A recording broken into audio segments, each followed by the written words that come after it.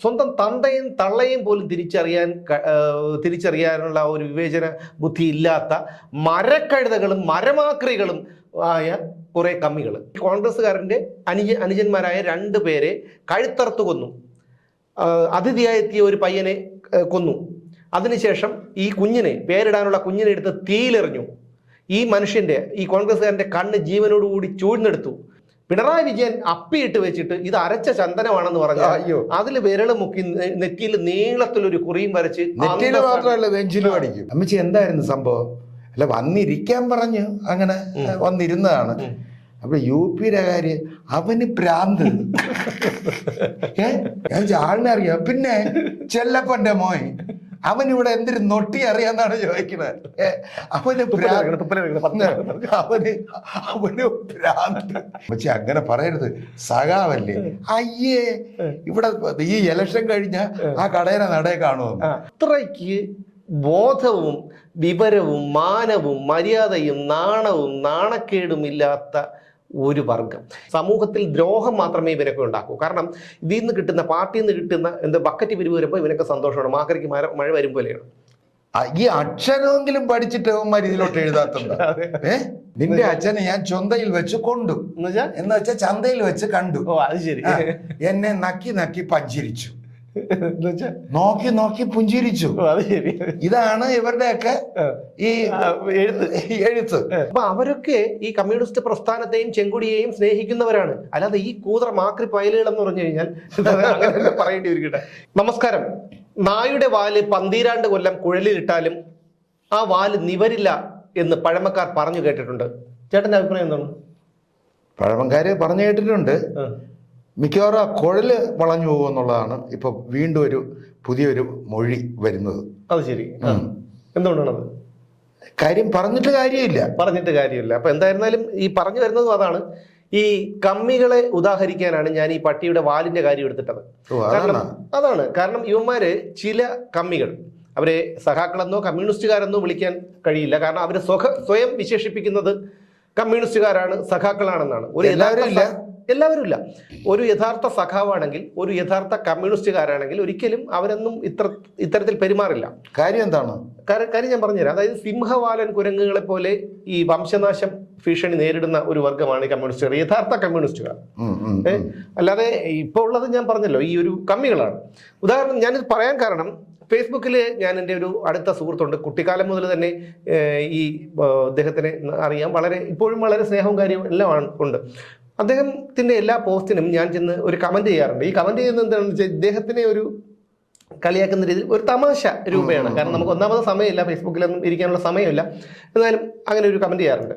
അപ്പോൾ ഇത് രസകരമായി പലരും പറഞ്ഞിട്ടുണ്ട്, സുമേഷ് നിങ്ങളിങ്ങനെ ഈ തർക്കിച്ച് പോകുന്നത് പലപ്പോഴും നല്ല രസമുണ്ട് എന്ന് പറഞ്ഞു. ഒരു തമാശയ്ക്ക്, ഒരു ടൈം പാസിന് വേണ്ടിയിട്ടാണ് ഇത് ചെയ്യുന്നത്. പക്ഷെ ഇന്ന് എൻ്റെ വീടിനടുത്തുള്ള തന്നെ ഒരു പയ്യൻ, കമ്മിയാണ്. ഈ കമ്മി വന്നിട്ട് ആദ്യം ചൊറിഞ്ഞു. കാരണം ഒരു കമന്റ്, ഞാൻ എൻ്റെ സുഹൃത്തിന് ചെയ്ത കമന്റിന്റെ താഴെ വന്ന് ഇയാളൊരു കമന്റ് ചെയ്തു. അപ്പൊ ഞാൻ വിട്ടു. കാരണം നമ്മൾ അവരെയൊക്കെ ആ ഒരു ഇതിലാണ് കാണുന്നത്. ഒന്നാമത് ചെറിയ പയ്യന്മാരാണ്. എപ്പോഴും കാണുമ്പോഴും ആ ഒരു ബഹുമാനത്തോടു കൂടി അല്ലെങ്കിൽ ഒരു അങ്ങോട്ടും ഇങ്ങോട്ടും ഒരു ആദരവുണ്ട്. ആ ഒരു ഇതിലാണ്. അധികം പരിചയമൊന്നുമില്ല, കണ്ട് പരിചയമുള്ളൂ, 1-2 പ്രാവശ്യം സംസാരിച്ചിട്ടുണ്ടെന്നുള്ളതല്ലാതെ. അപ്പോൾ അദ്ദേഹം വന്നിട്ട് ചെയ്തു. അപ്പൊ ഞാനിത് കണ്ടില്ല എന്ന് നടിച്ചു. കാരണം മറുപടി കൊടുക്കേണ്ട കാര്യമില്ലല്ലോ. അപ്പൊ കൂടുതൽ രൂക്ഷമായപ്പോൾ നമ്മളും അത് പ്രതികരിച്ചപ്പോൾ ഞാൻ ഇദ്ദേഹത്തിനോട് ചോദിച്ച കുറച്ച് ചോദ്യങ്ങളുണ്ട്. അതായത് പിണറായി സർക്കാരിനെ കുറിച്ചുള്ള ചോദ്യങ്ങളാണ് ചോദിച്ചത്. അപ്പം അയാൾക്ക് ഇതിന് മറുപടിയില്ല. പകരം ഞാൻ പറഞ്ഞു, ഇനിയും ഞാൻ പിണറായി സർക്കാരിനെയും കമ്മികളുടെ കള്ളത്തരവും പൊളിച്ചെടുക്കും, ഇതിനെക്കുറിച്ച് ഞാൻ ഇനിയും പറയും എന്ന് ഞാനൊരു കമന്റ് കൊടുത്തപ്പോൾ പറഞ്ഞത്, അങ്ങനെയാണെങ്കിൽ നിന്റെ ജീവിതവും പറയും എന്നാണ്. എൻ്റെ ജീവിതം എന്ന് പറഞ്ഞാൽ ഞാൻ സ്വർണ്ണക്കടത്ത് നടത്തിയിട്ടില്ല, ഞാൻ മാസപ്പടി വാങ്ങിയിട്ടില്ല, ഞാൻ വേറെ ഒന്നും ചെയ്തിട്ടില്ല. അതായത് ഞാൻ എന്തെങ്കിലും ചെയ്തിട്ടുണ്ടെങ്കിൽ തന്നെ ഇപ്പോൾ അത് എൻ്റെ വ്യക്തിപരമായിട്ടുള്ള ഒരു കാര്യമാണ്. ചിലപ്പോൾ അതായത് ഞാൻ പറഞ്ഞു വന്നത്, ഇവരുടെയൊക്കെ ഒരു രീതി എന്ന് പറഞ്ഞു കഴിഞ്ഞാൽ വ്യക്തിപരമായി അധിക്ഷേപിക്കുക എന്ന് വെച്ചാൽ നമ്മൾ മാനസികമായിട്ട് തകർക്കുക. നമ്മൾ ഈ അതൊക്കെ പണ്ടേ വിട്ട കാര്യമാണ്. അപ്പൊ അതുകൊണ്ട് നമ്മളൊന്നും അങ്ങനെ തളരാനൊന്നും പോകുന്നില്ല. മനസ്സിലായോ? അപ്പൊ നിങ്ങൾക്ക് അങ്ങനെ എന്തെങ്കിലും അനുഭവം ഉണ്ടായിട്ടുണ്ടോ ഈ കമ്മികൾ? കാരണം നിരന്തരം ഉള്ളത് പറയാമതിലൂടെ ഈ കമ്മികൾക്കിട്ട് വേഷ കൊടുത്തോണ്ടിരിക്കുകയല്ലേ? അല്ല, ഞാൻ ഈ ഉള്ളത് പറയാൻ തുടങ്ങിയിട്ട് ഏതാണ്ട് എല്ലാം കൂടി വെച്ച് കൂട്ടി നോക്കുമ്പോൾ 1000 എപ്പിസോഡ് ആവാൻ പോകുന്നു. പല കമൻറ്റുകളും വരുന്നുണ്ട്, പോസിറ്റീവായിട്ടും നെഗറ്റീവായിട്ടും ഒക്കെ വരുന്നുണ്ട്. എന്നാൽ ഞാനിപ്പോൾ ഒരു ചായയിൽ മാത്രമല്ല ആ സംഭവം ചെയ്യുന്നത്. ഏതെങ്കിലും ഒരു വിഷയം, ഇന്നത്തെ വിഷയം വെച്ചിട്ടാണ് ഈ 4 മിനിറ്റ് സാധനം ചെയ്യുന്നത്. എന്ത് വിഷയം ചെയ്താലും അതിൽ കൃത്യമായിട്ട് നോക്കി കമൻറ്റ് ചെയ്യുന്ന 1-2 ആളുകളുണ്ട്. അപ്പം ഞാനിത് ഫേസ്ബുക്കിലും ഞാനിത് ഷെയർ ചെയ്യാറുണ്ട്. അപ്പോൾ ഫേസ്ബുക്കിൽ ബിജു എന്ന് പറഞ്ഞ എൻ്റെ ഒരു സുഹൃത്തുണ്ട്. അന്തം കമ്മി എന്ന് പറഞ്ഞു കഴിഞ്ഞാൽ അവന് പിന്നെ രാവിലെ എണീറ്റ് കഴിഞ്ഞാൽ ഈ പോസ്റ്റുകൾ കണ്ടവൻ്റെ പോസ്റ്റ് എടുത്ത് ഇതിലോട്ട് ഇങ്ങനെ പോസ്റ്റ് ചെയ്തുകൊണ്ടിരിക്കുക. എന്ന് വെച്ചാൽ ഈ സൈബർ അവരുടെ ഇതുണ്ട്, സൈബറിന്റെ ഉദ്യോഗസ്ഥരാണ്, സൈബർ ഉദ്യോഗസ്ഥരാണ്, CPM സൈബർ ഉദ്യോഗസ്ഥരാണ് ഇവരെല്ലാവരും. അല്ല ഞാൻ പറഞ്ഞ ആൾക്കാരും അതിൽ പെടുന്നതാണ്. ഇവർക്ക് വേറെ ജോലിയൊന്നുമില്ല. ഇപ്പൊ പിന്നെ പിണറായി ഇരിക്കുന്ന ഏതെങ്കിലും ഒരു പടം ഭയങ്കരമായിട്ട് അതിൽ അടിക്കുറിപ്പ് വന്നു കഴിഞ്ഞാൽ അതിനെ അതേപോലെ എടുത്തിട്ട് ഷെയർ ചെയ്യുക. അപ്പം ഞാൻ എന്ത് സാധനം ഇട്ട് കഴിഞ്ഞാലും ഇതേപോലെ ഇവൻ കമൻറ്റ് ചെയ്യും.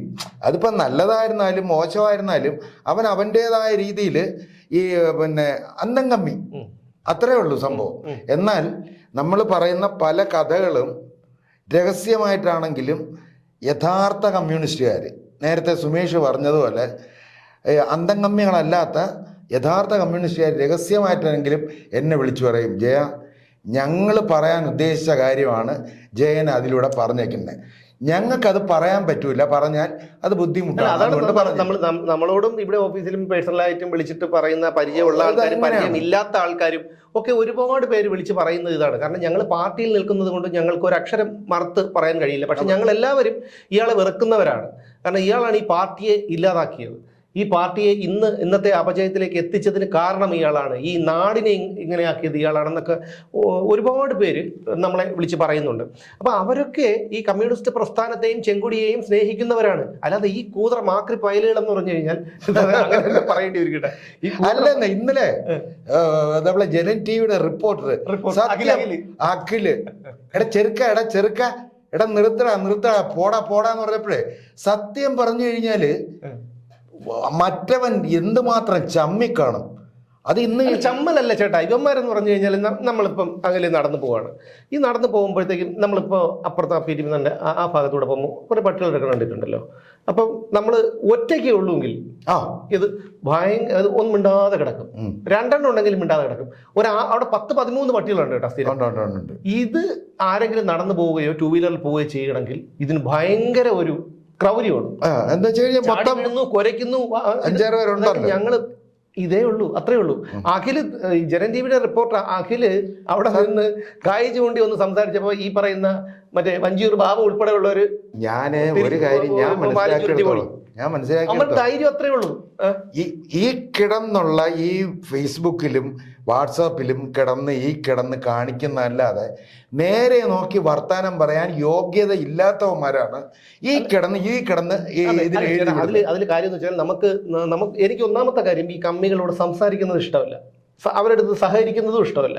കാരണം കമ്മികളോട്, കാരണം അവർക്ക് ഈ മനുഷ്യരെന്നുള്ള ചിന്തയില്ല. നമ്മൾ ഇത്രയും വർഷത്തെ പരിചയമാണ്, നമ്മൾ ഇത്രയും അല്ലെങ്കിൽ ബന്ധുക്കളാണ്, അല്ലെങ്കിൽ സുഹൃത്തുക്കളാണ്, അല്ലെങ്കിൽ നാട്ടുകാരാണ്, ഇതൊന്നുമില്ലാതെ സ്വന്തം തന്തയും തള്ളയും പോലും തിരിച്ചറിയാനുള്ള ഒരു വിവേചന ബുദ്ധി ഇല്ലാത്ത മരക്കഴുതകളും മരമാക്രികളും ആയ കുറെ കമ്മികൾ പിണറായി വിജയൻ അപ്പിയിട്ട് വെച്ചിട്ട് ഇത് അരച്ച ചന്ദനമാണെന്ന് പറഞ്ഞാൽ അതിൽ വിരള് മുക്കി നെറ്റിയിൽ നീളത്തിലൊരു കുറിയും വരച്ച് നെഞ്ചിലും ഇവിടെയൊക്കെ കുറി അടിച്ച് എന്നിട്ട് സ്തുതിഗീതമുണ്ട് എളിഞ്ഞു പോകും. അതാണ്, അങ്ങനെയുള്ളവരാണ് അന്തം കമ്മികൾ.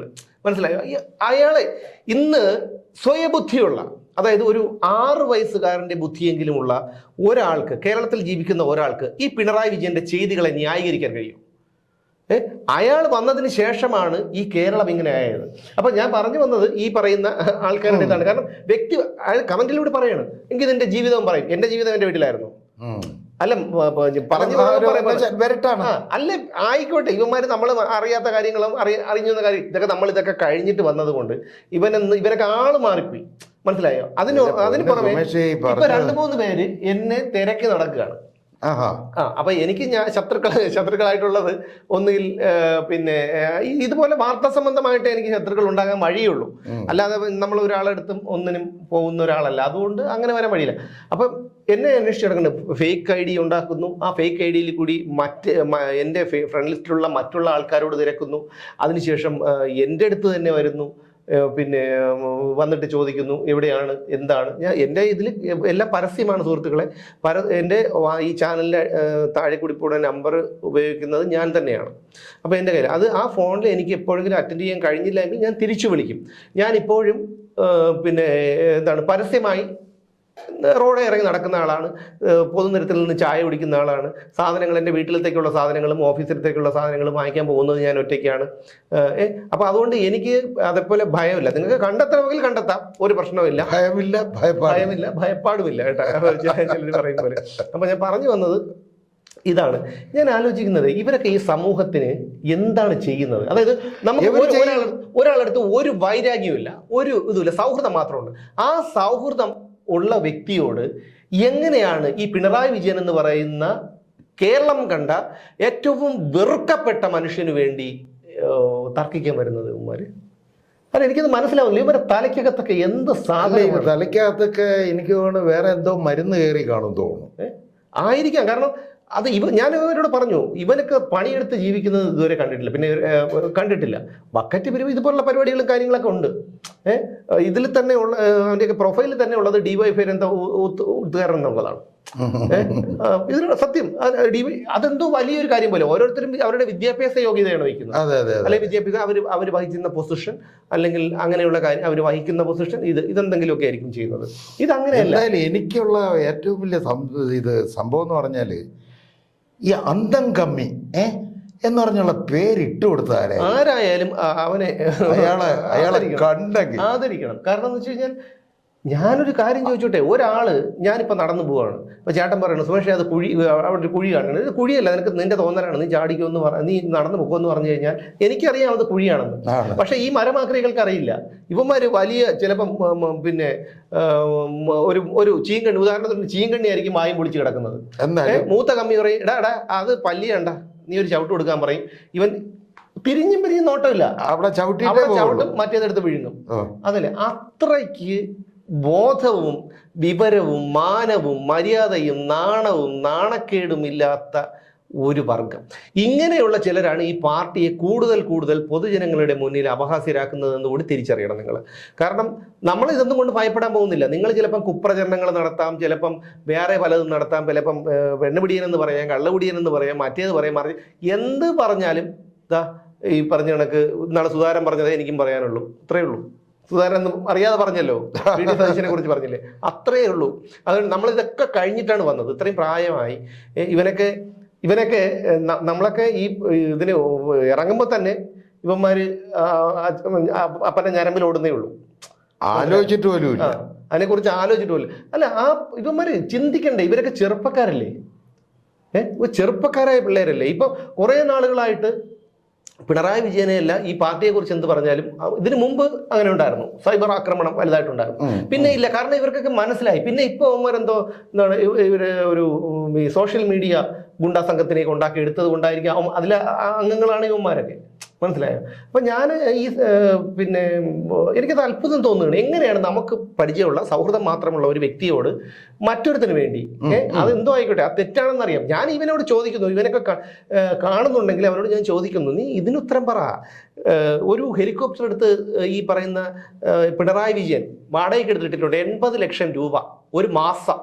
ഇത് പിന്നെ മുണ്ടയിൽ തറവാട്ടിൽ നിന്ന് കൊണ്ടുവന്നതല്ല, കേരളത്തിലെ പൊതുജനങ്ങളുടെ പണമാണ്. അതുകൂടി നീയൊക്കെ തിരിച്ചറിയണം. ഈ 80 ലക്ഷം രൂപ എന്തിനാടാ കൊടുക്കുന്നത്? ഒന്നാം പിണറായി സർക്കാരിന്റെ കാലത്ത് 22 കോടി രൂപയാണ് ഒരു ഹെലികോപ്റ്റർ എടുത്ത് വാടകയ്ക്ക് എടുത്തിട്ടേന് ഈ പിണറായി വിജയൻ പൊതുഖജനാവിൽ നിന്ന് എടുത്ത് കൊടുത്തത്. 5 തവണയാണ് ഹെലികോപ്റ്റർ പറന്നത്. ക്ഷേമ പെൻഷൻ എത്ര മാസം മുടങ്ങിയടാ? നിനക്കറിയാമോ? ക്ഷേമ പെൻഷൻ എത്ര മാസം മുടങ്ങി? HIV ബാധിതരുടെ ധനസഹായം എത്ര മാസം മുടങ്ങി? കാരുണ്യ പദ്ധതിയുണ്ടോ? കേരളത്തിലെ മെഡിക്കൽ കോളേജ് ഉൾപ്പെടെയുള്ള സർക്കാർ ആശുപത്രികളിൽ ആവശ്യത്തിന് മരുന്നുണ്ടോ?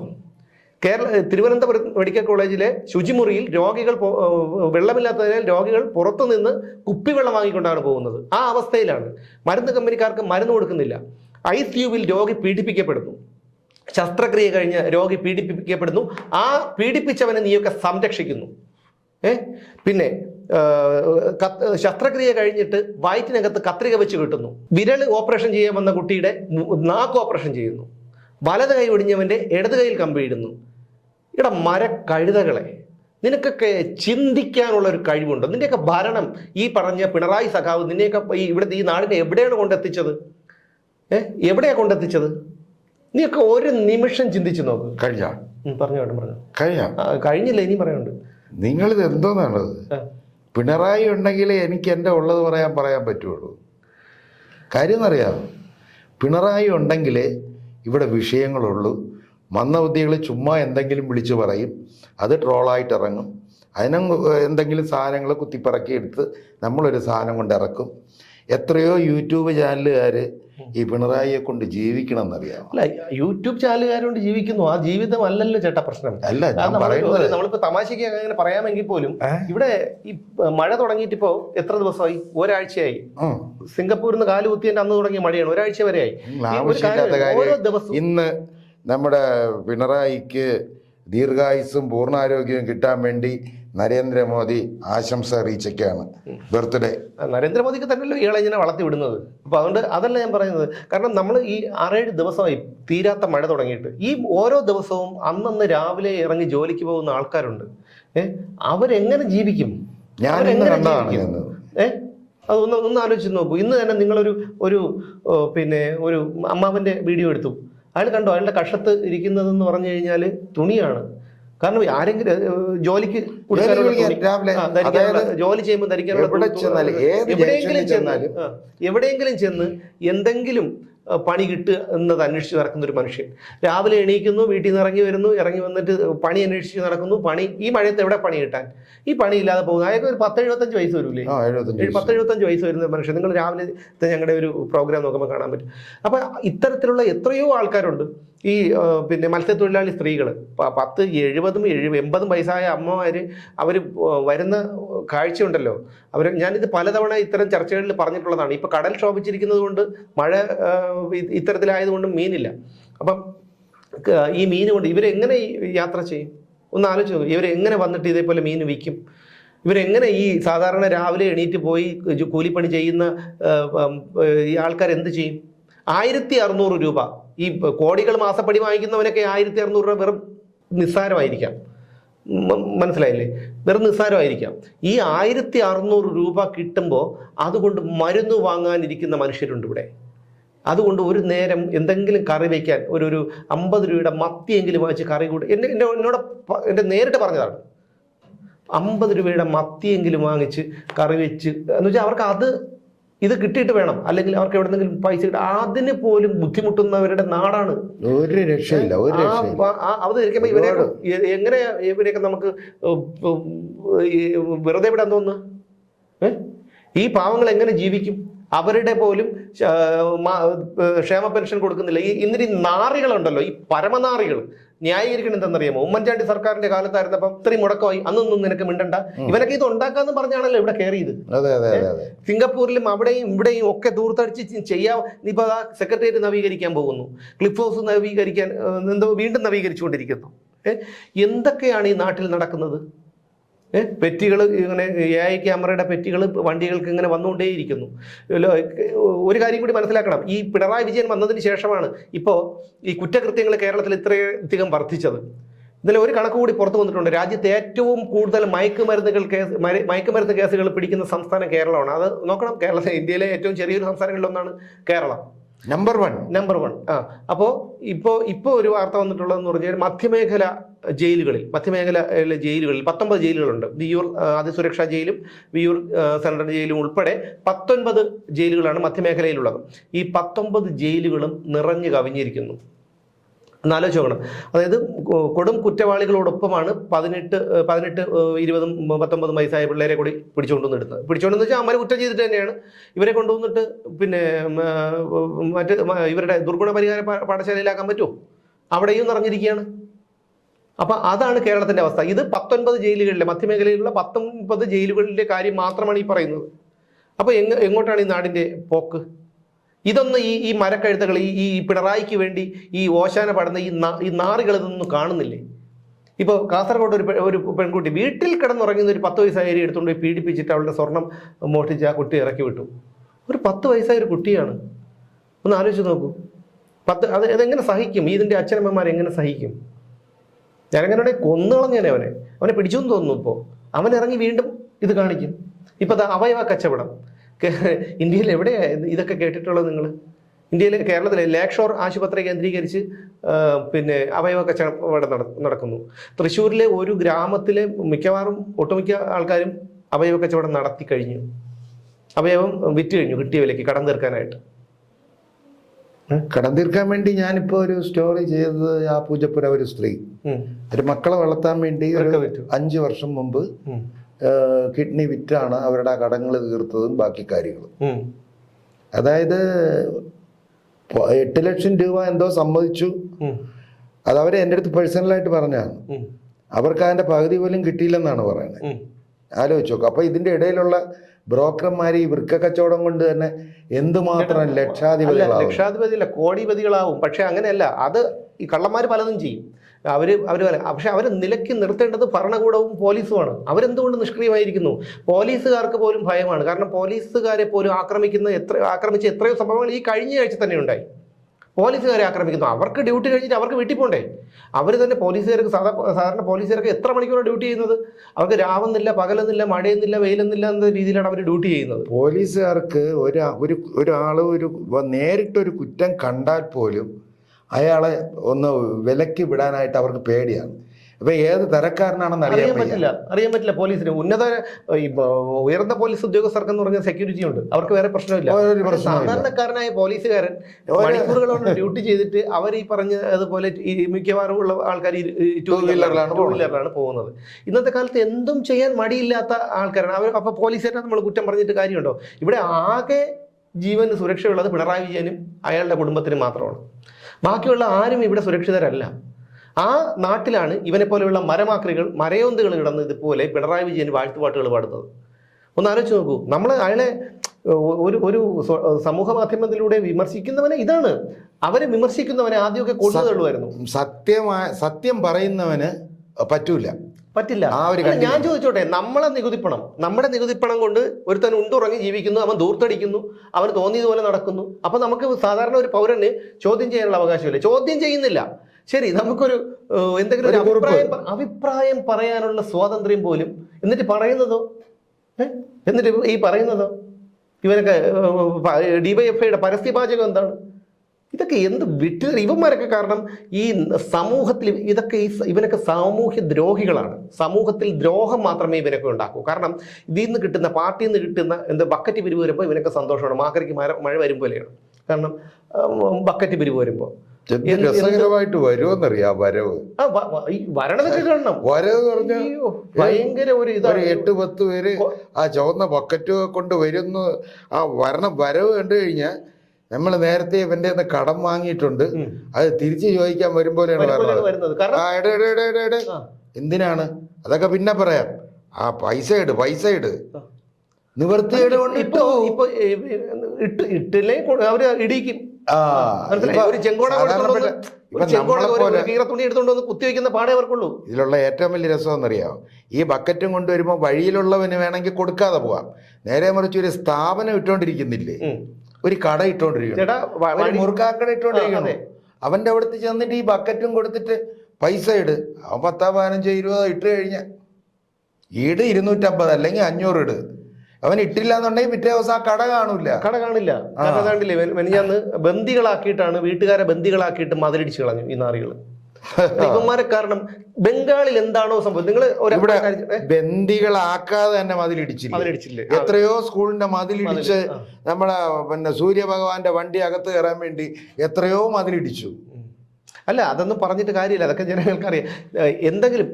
നിങ്ങൾ ഒരു കാര്യം ചെയ്യണം. നിങ്ങൾ ഒന്നുമില്ലെങ്കിൽ ഈ ബംഗാളിന്റെ ചരിത്രം ഒന്ന് പഠിക്കണം. എങ്ങനെയാണ് ഈ 10, 33, 34 വർഷം ഈ പരമനാറികൾ ഈ ബംഗാൾ ഭരിച്ചിരുന്നതെന്ന് നിങ്ങളൊന്ന് മനസ്സിലാക്കണം.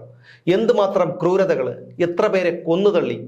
പ്രതിപക്ഷത്തുള്ളവരെ, മാധ്യമപ്രവർത്തകരെ, എതിർക്കുന്നവരെ, വിമർശിക്കുന്നവരെ കൊന്നുതള്ളി. മാധ്യമപ്രവർത്തകരെ കള്ളക്കേസിൽ കുടുക്കി. മൃഗനയനി ദേവി എന്ന് പറയുന്ന ഒരു സ്ത്രീയെ അവരുടെ വീട്ടിൽ ഒരു ചടങ്ങ് നടന്നുകൊണ്ടിരിക്കുമ്പോൾ അവർ ചെയ്ത കുറ്റം എന്താണ്? അവർ കോൺഗ്രസ്സുകാരായിപ്പോയി. അവിടുത്തെ മൂത്ത മകൻ കോൺഗ്രസ്സുകാരായിപ്പോയി. അവിടെ ഒരു കുഞ്ഞിന്റെ പേരിടൽ ചടങ്ങ് നടന്നുകൊണ്ടിരിക്കുന്ന സമയത്ത് 100ഓളം വരുന്ന ഈ പറയുന്ന CPM ക്രിമിനലുകൾ ചാടി ആ വീട്ടിനകത്ത് കയറുകയും അതിൽ 2 മക്കളെ, അതായത് ഈ കോൺഗ്രസ്സുകാരന്റെ അനുജന്മാരായ 2 പേരെ കഴുത്തറുത്ത് കൊന്നു. അതിഥിയായെത്തിയ ഒരു പയ്യനെ കൊന്നു. അതിനുശേഷം ഈ പേരിടാനുള്ള കുഞ്ഞിനെ എടുത്ത് തീയിലെറിഞ്ഞു. ഈ കോൺഗ്രസ്സുകാരന്റെ കണ്ണ് ജീവനോടുകൂടി ചൂഴ്ന്നെടുത്തു. ഇതെല്ലാം സഹിക്കാം. ഈ പറയുന്ന ഈ 2 ആൺമക്കളുടെ ഇവിടെ വിരുന്നിനുണ്ടാക്കി വെച്ചിരുന്ന ഭക്ഷണം ചോറെടുത്ത് ഈ ആൺമക്കളുടെ രക്തത്തിൽ കുഴച്ച് അവരുടെ അമ്മ മൃഗനയനി ദേവി എന്ന് പറയുന്ന സ്ത്രീയുടെ വായിൽ ബലമായി കുത്തിക്കയറ്റി. പറയുന്നത് കള്ളമല്ല. അതിനുശേഷം 1 വർഷത്തിനു ശേഷം ഒന്ന് ആലോചിച്ച് നോക്കൂ, മനുഷ്യനായി പിറന്നവന് ചിന്തിക്കാൻ കഴിയുമോ ഈ കാര്യം? അവിടുന്ന് അതിനുശേഷം ഈ കണ്ണ് ചൂഴ്ന്നെടുത്ത വ്യക്തി കേസുമായി മുന്നോട്ട് പോയി. അവസാനം 1 വർഷമായപ്പോൾ അയാളെയും ഇവന്മാർ കൊന്നു. അങ്ങനെ എന്തെല്ലാം ക്രൂരതകളാണ് ഈ പരമനാറികൾ ബംഗാളിൽ നടത്തിയെന്നറിയാവോ? അതാണ് ഇവന്മാർ ഇപ്പൊ കേരളത്തിലും ചെയ്യുന്നത്. അല്ല, ഇവർക്കിപ്പോ എല്ലാം പറയുമ്പോഴത്തേക്ക് നമ്മൾ എന്തെങ്കിലും പറഞ്ഞു കഴിഞ്ഞാല് ഊപ്പിയാണ് ഇവരുടെ പ്രശ്നം. ഒരു ചെറിയ സംഭവം പറഞ്ഞുതരാം. ഈ ഇലക്ഷന് മുന്നേ, അതായത് ക്ലൈമാക്സിൽ നിൽക്കുന്ന സമയത്തിൽ ഞാൻ പാറശാല കളിക്കോള അതിൻ്റെ ഇടയിൽ ഒരു സ്ഥലത്തിൻ്റെ പേരെനിക്ക് വ്യക്തമായിട്ട് ഇടിച്ചക്കപ്പലാമുടുന്ന അങ്ങനെ എന്തോ ആണ്. ഞാൻ നോക്കിയപ്പോൾ ഒരു നേതാവ് നിന്ന് പിന്നെ ശക്തമായിട്ട് അങ്ങ് വർത്താനം പറയാണ്. ഞാൻ പതുക്കെ വണ്ടി നിർത്തി ക്യാമറ അങ്ങ് എടുത്തു. ഒന്ന് എടുക്കാം, എന്തായാലും കിട്ടും. ഞാൻ നോക്കിയപ്പോൾ ഈ നമ്മുടെ ഈ തൊഴിലുറപ്പ് അങ്ങനെ കുറച്ച് പേരെ വളച്ചിരുത്തിയൊക്കെയാണ്. എല്ലാത്തിനും ഒരു 50, 60, 65, 70 വയസ്സുണ്ട്. ഇദ്ദേഹം അങ്ങോട്ട് നിന്നിട്ട് UP-യിലെ കഥ പറയാണ്. UP അവിടെ അപ്പടിയാണ്, ഇപ്പടിയാണ്, ഇങ്ങനെയാണ്, ഇതാണ് പറയണത്. UP കഥ കംപ്ലീറ്റ് പറയാത്. അപ്പൊ എനിക്ക് തൊട്ടപ്പുറത്ത് പോയിട്ട് തിരിച്ചു വരണം. ഞാൻ കുറച്ചൊന്ന് എടുത്തിട്ട് തിരിച്ചു വന്നപ്പോഴത്തേക്ക് ഇതെല്ലാം പിരിഞ്ഞുപോയി. അതിലൊരു അമ്മച്ചി അല്ല. അപ്പം ഞാൻ വിചാരിച്ചു അവരെ കൊണ്ട് എന്തെങ്കിലും എടുക്കാം, ഒരു ബൈറ്റ് എടുപ്പിക്കാമെന്ന് പറഞ്ഞു. ഞാൻ ചോദിച്ചു, അമ്മച്ചി എന്തായിരുന്നു സംഭവം? അല്ല, വന്നിരിക്കാൻ പറഞ്ഞു, അങ്ങനെ വന്നിരുന്നതാണ്. അപ്പൊ UP-യുടെ കാര്യം, അവന് ഭ്രാന്ത്. അവൻ ഞാൻ ആളിനെ അറിയാം. പിന്നെ ചെല്ലപ്പൻ്റെ മോൻ അവനിവിടെ എന്തൊരു നൊട്ടി അറിയാന്നാണ് ചോദിക്കുന്നത്. അവന് ഭ്രാന്ത്. ഞാൻ ചോദിച്ചേ, അമ്മച്ചി അങ്ങനെ പറയരുത്, സഖാവല്ലേ. അയ്യേ, ഇവിടെ ഈ ഇലക്ഷൻ കഴിഞ്ഞ ആ കടയുടെ നടയെ കാണുമെന്ന്. അവന് ഈ ഇലക്ഷൻ കഴിഞ്ഞ കടയുടെ നടയെ കാണും. ഭയങ്കര സഖാവാണ് അവൻ. UP-യെ കുറിച്ച് ഭയങ്കരമായിട്ട് അങ്ങ് അരമണിക്കൂർ.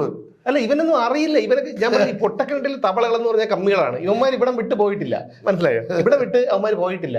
ഇപ്പൊ ചേട്ടൻ പറഞ്ഞ കണക്ക് ആ കടവരാന്ത പാർട്ടി ഓഫീസ്, പിന്നെ ബക്കറ്റ് പിരിവ് വരുമ്പോ എവിടെയെങ്കിലും 4-5 സ്ഥലത്ത് പോകുന്ന അത്രേ ഉള്ളൂ. പിന്നെ നേരത്തെ സുമേഷ് പറഞ്ഞില്ലേ ബംഗാളിനെ കുറിച്ച് പഠിക്കണമെന്ന്. ഞാൻ നേരത്തെ പറഞ്ഞ ബിജു രവീന്ദ്രൻ, അവൻ എനിക്ക് അതിൽ കമന്റ് ചെയ്യും തിരിച്ച്. അത് വായിക്കണം കേട്ടാ. ഈ അക്ഷരമെങ്കിലും പഠിച്ചിട്ട് അവന്മാർ ഇതിലോട്ട് എഴുതാത്തുണ്ട്. പണ്ട് മറ്റേ ഒരു ലെവലിൽ എഴുതിയതുപോലെ നിന്റെ അച്ഛനെ ഞാൻ ചൊന്തയിൽ വെച്ച് കൊണ്ടു. നിന്റെ അച്ഛനെ ഞാൻ ചൊന്തയിൽ വെച്ച് കൊണ്ടു എന്ന് വെച്ചാൽ ചന്തയിൽ വെച്ച് കണ്ടു.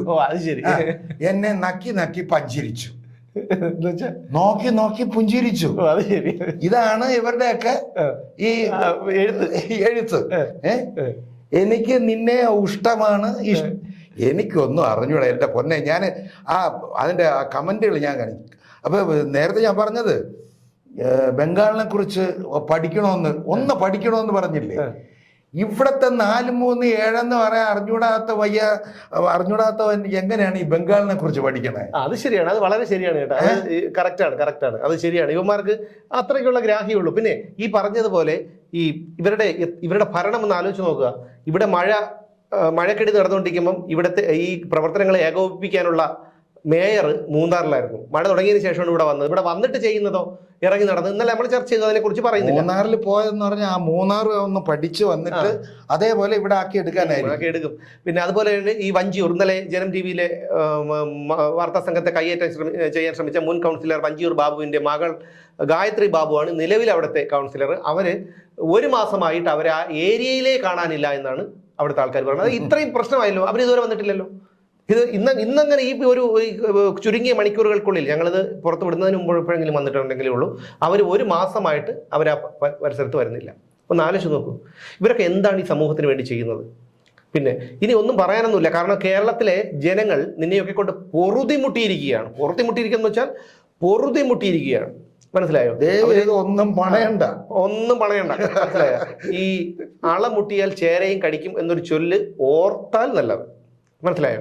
അതുകൊണ്ട് എല്ലാവരെയും കയറി ചൊറിയാൻ വരുന്നതിന് മുമ്പ് സ്വയം ഒന്ന് ചിന്തിക്കണം. മനസ്സിലായോ? നിങ്ങൾ സ്വയം വിസർജിച്ച് അത് തന്നെ നിങ്ങളെടുത്ത് തലേ തേക്കുന്ന പണിയാണ് ഇപ്പൊ കാണിച്ചുകൊണ്ടിരിക്കുന്നത്. ഇവിടെ ഓരോ പൗരനും, ഇവിടെയുള്ള ഓരോരുത്തർക്കും പിണറായി വിജയൻ എന്നല്ല, ഇനി ഏതൊരു ഭരണകൂടം വന്നാലും ആ ഭരണകൂടത്തെ വിമർശിക്കാനുള്ള സ്വാതന്ത്ര്യമുണ്ട്. നിങ്ങൾ ഈ കമ്മി പാർട്ടിയിൽ ചേർന്നെന്നും പറഞ്ഞ് നിങ്ങൾക്ക് എന്തും നിങ്ങളെ അങ്ങ് ഭയപ്പെടുന്നത് അതൊക്കെ പള്ളി പറഞ്ഞാൽ മതി. പണ്ട് ഇപ്പൊ നടക്കില്ല അത് കേട്ടോ. അതുകൊണ്ട് വ്യക്തിപരമായി അധിക്ഷേപിച്ചാലൊന്നും ഒരു പ്രശ്നവുമില്ല, ഏക്കാൻ പോകുന്നില്ല. കാരണം നമ്മളൊക്കെ ഇതൊക്കെ കഴിഞ്ഞു വന്നവരാണ്. മനസ്സിലായോ? ഈ തീയിൽ കുരുത്ത കുതിരയെന്നും പറഞ്ഞുകൊണ്ട് പാടിയിട്ടേ ഉള്ളൂ. അങ്ങനെയുള്ളവന്മാർ നടക്കുന്നത് 10,000 പോലീസിന്റെ വലയത്തിലാണ്. നമുക്കൊന്നും ഇല്ല, ഒറ്റയ്ക്ക് നടക്കുന്നത്. ഒരു പേടിയില്ല. അതുകൊണ്ട് മാന്യമായിട്ടാണെങ്കിൽ മാന്യമായിട്ട്. അതുകൊണ്ട് ഞങ്ങൾക്ക് അഭിപ്രായം പറയണം. അപ്പം നിങ്ങൾക്ക് ആ ഒരു ആരോഗ്യകരമായ രീതിയിൽ സഭ്യമായ ഭാഷയിൽ അഭിപ്രായം പറയാം. ഞങ്ങൾ തടസ്സമൊന്നുമല്ല, ഞങ്ങളും ആ രീതിയിൽ തന്നെ മറുപടി പറയും. പക്ഷേ അല്ലാതെ കമ്മിത്തരം എടുക്കാൻ വന്നാൽ പിന്നെ നമുക്ക് അപ്പം നോക്കാം. എന്തായാലും നാളെ കാണാം മറ്റൊരു വിഷയവുമായി.